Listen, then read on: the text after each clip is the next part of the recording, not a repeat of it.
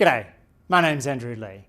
I'm coming to you from the Australian Parliament and acknowledge the Ngunnawal people on whose lands I'm speaking today.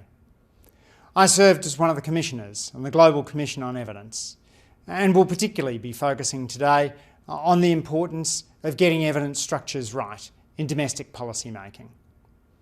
Too often, domestic policy is made based on single studies or expert opinion, the so-called gobstat approach of good old boys sitting around a table.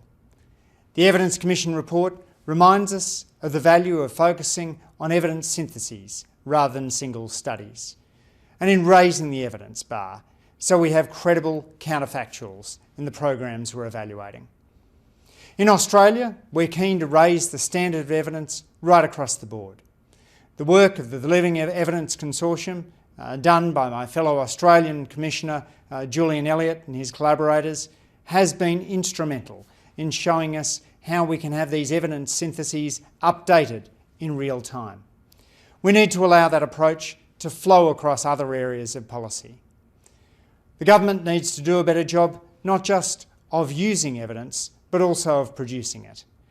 We're working to encourage more randomised policy trials in Australia and more natural experiments with clear counterfactuals. It's vital that we move away from the approach of saying, did people like receiving the money, to an approach that says, did the money deliver the results that were intended? We hope the work that we're doing in Australia will have ripples out to other countries and will engage with other countries. International consortiums of researchers working in areas like crime or education are increasingly joining up, recognising the commonalities in the approaches they have to assess what works and what does not.